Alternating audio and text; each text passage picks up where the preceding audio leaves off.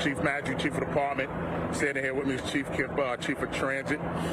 Earlier today at about 1:30 p.m., the NYPD became aware of a crowd forming in Union Square. It was quickly determined that an influencer was posting on social media about showing up to Union Square and was encouraging all of his followers to come to the park. There were some posts also about giving away some gaming systems. At approximately 3 p.m., the post went viral and thousands of people began to arrive at Union Square. Soon the park and the surrounding streets were overrun with people. They were obstructing both vehicular and pedestrian traffic. The NYPD responded by calling a mobilization in response to the large crowd. As the crowd grew, so did our mobilization. The crowd was swarmed when the influencer finally arrived at the park. Individuals in the park began to commit acts of violence towards the police and the public. There was a construction site within the Union Square Park, and people broke into the park and they began to throw articles that belonged to the construction site: paint cans, bottles, rocks. We had people walking around with shovels, axes, and other tools from the construction trade. And additionally, individuals were also lighting fireworks, and they were throwing them towards the police. They were throwing them towards each other. The influencer, we were able to eventually get him out of the park and remove him for safety reasons. Our officers exercised great restraint despite the aggression that they were met with and the acts of violence they were met with.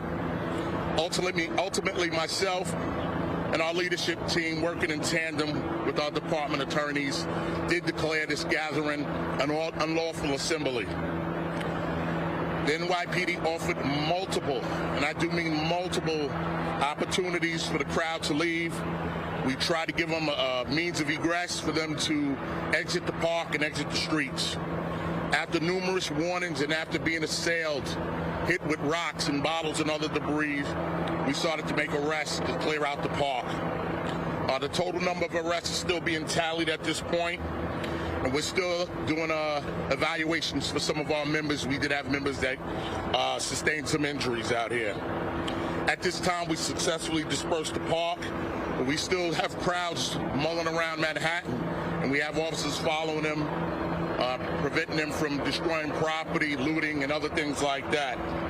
And we'll continue to be out here, and we'll continue to disperse this crowd until they're all gone. We're using our drone technology to help us monitor the situation. Of course, our aviation unit is up there as well. Our officers still being met with some resistance after numerous warnings, and we're still making some additional arrests. This mobilization is ongoing, and as I said before, we will be here until this crowd disperses. At this point, I'll take any questions. We're going to start off with Josh Einiger, ABC 7. Thank you, Chief. Josh. We've heard reports of injured officers. A woman told me she saw a cop getting jumped and beat. We have video of you being attacked. Your shirt shows. Can you talk about injuries to members of the service and to your own experience in that? Absolutely, Josh. I believe the woman's account is possibly right, even though I don't know exactly what she's speaking about. Our officers were attacked. We were in there. We were crushed. We were pushed. I had officers on the floor. As you see, I'm a little embarrassed because I'm very dirty right here, but I was in the middle of the crowd. I was hit with multiple objects as well. I think I have a couple of injuries, but I'll figure that out once I have time to think about it. But in terms of any officers treated for injuries that you know of? Yeah, we had one or two officers removed, and we had officers out here. I had officers who got hit and were hurt, but they stayed. They stayed and helped us to control this. We're going to go Associated Press. Yeah, hi. Hi, sir.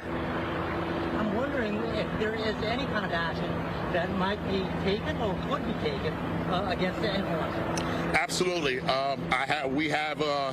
We're in contact with the influencer. I have our legal team here. I'm going to have a discussion with our Commissioner Caban in a little bit, and then we'll make a decision there. Well, I'm wondering, though, if there's anything specific that you could be charging him with? Well, we'll discuss with our legal department about inciting a riot and other charges. We're going to go over to Matt. Chief, any of the youths actually giving away PlayStations, or is that just a claim? That I'm not sure in terms of the PlayStation. I personally observed young people walking out with their heads bleeding from their heads, bleeding from on their faces. I've seen I personally observed young people having panic attacks, anxiety attacks, asthma attacks. There was multiple, people were suffering out here. It was a lot of people. It was uncontrolled. It took us a while to get it under control, and a lot of young people got hurt. Was that in confrontation with the police, or was that in the riot? No, most of it was within the park. The young people in the park throwing objects at each other. They were dancing. They were doing a whole lot of things, but they were hurting each other as they were doing this. Why were they stealing stuff from the construction site? That I don't have an answer for. Matt, we're going to move on. Mark Morales, CNN. Mark. What's the estimate as to how many people were here, and where is this YouTuber streaming now? What precinct is he? We do have him. I don't know exactly which precinct he's in. We have him. In terms of people, there was thousands of people out here. It wasn't hundreds of people. It was thousands, and mostly young people out here. All right, Dean Moses, AM New York. This is the first time something like this has happened after the giveaway. You guys are really against trying to prevent this in the future? We're going to definitely work on this. This is something we will have an after-action review of in terms of how we responded, how we're monitoring social media, and how we can prevent this in the future. We have encountered things like this before, but it never to this level of dangerousness where young people would not listen to our commands. They were fighting each other, they were hurting each other, and they were turning our attacks on us. We had to defend ourselves, and we had to make arrests. Alfredo Costa, Telemundo. Approximately, Chief, how many people were arrested today? Quite a few. I don't have an exact answer. We loaded up a city bus. The bus, we had young people attacking the bus, trying to pull people off the bus. We had to send resources there to protect the bus. It was a very dangerous situation. Anthony DiLorenzo, Pix 11. Chief, the question is, how does something like this happen? There's no monitoring at all, anything on that this massive influence on this country. I know that you're supposed to have a format. I know that you guys have a format. But was this all on his radar? How did you let it get bigger? Well, this speaks to the power of social media and the danger of social media. We do monitor social media. When I go back later on this evening, I will have an after action to determine exactly what our steps were.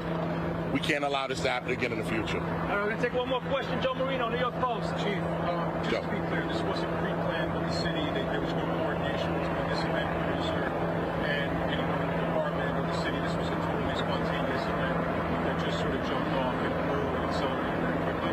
Yes, this was not pre-planned with the police department. This was something that was spontaneous. And as I just said in answering the last question, the power of social media, the danger of social media. Listen, we're not against young people having a good time. We're not against young people gathering. But it can't be to this level where it's dangerous. A lot of people got hurt today. All right, thank you everyone for your time and attention. Thank you, folks.